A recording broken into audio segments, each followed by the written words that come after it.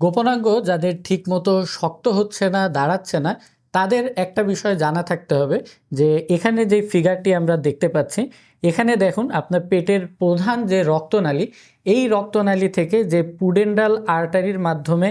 রক্তটা আপনার গোপনাঙ্গে পৌঁছাচ্ছে, এই রক্তনালীকে আপনি যদি টার্গেট করতে চান, এই রক্তনালীকে যদি আপনি সম্প্রসারণ এবং সংকোচন করতে চান, সেই ক্ষেত্রে সবচাইতে ভালো এক্সারসাইজ হচ্ছে স্কোয়াটিং করা। স্কোয়াটিং করার মাধ্যমে যখন আমাদের মাজার বড় বড় মাংসপেশিগুলোর সংকোচন প্রসারণ হবে, তখন কিন্তু আমাদের হার্ট রেট বৃদ্ধি পাবে এবং এর পাশাপাশি এই যে পেটের ভেতরের প্রধান যে রক্তনালীটি দেখতে পাচ্ছেন, এখান থেকে যে ব্রাঞ্চ হতে হতে পুডেন্ডাল আর্টারির মাধ্যমে আমাদের গোপনাঙ্গের ভেতরে এখান দিয়ে রক্তনালীটি প্রবেশ করছে, এই রক্তনালীর ভেতরে কিন্তু রক্ত চলাচল বৃদ্ধি হবে। এবং এর পাশাপাশি আরেকটা অ্যাডেড যে বেনিফিট হবে, সেটা হচ্ছে আমাদের যে গোনাডাল আর্টারি, এই আর্টারির রক্ত চলাচলও কিন্তু বৃদ্ধি পাবে, যার ফলে আমাদের অন্ডকোষের স্বাস্থ্য কিন্তু বজায় থাকবে,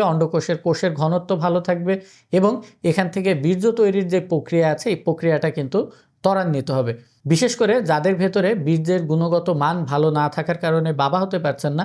তারাও কিন্তু চাইলে এই স্কোয়াটিং ব্যায়ামটা করতে পারবেন। সারাদিনে অন্ততপক্ষে 30 বার করে উঠবস করবেন। এটা বোঝার সহজ করার জন্য আমি সচরাচর রোগীদের বলে থাকি যে ছোটোকালে স্কুলে পড়া না পারলে যেভাবে কান ধরে উঠবস করাতো, সেভাবেই কান ধরে উঠবস করবেন, শুধু কানটা আপনার ধরতে হবে না। এভাবে সকাল, দুপুর এবং রাত 3 বেলাতেই যদি আপনি উঠবস করেন, সেক্ষেত্রে কিন্তু আপনার পেটের বড় রক্তনালী থেকে এই যে পুডেন্ডাল আর্টারির মাধ্যমে গোপনাঙ্গের ভেতরে যে রক্তনালীটি আসছে,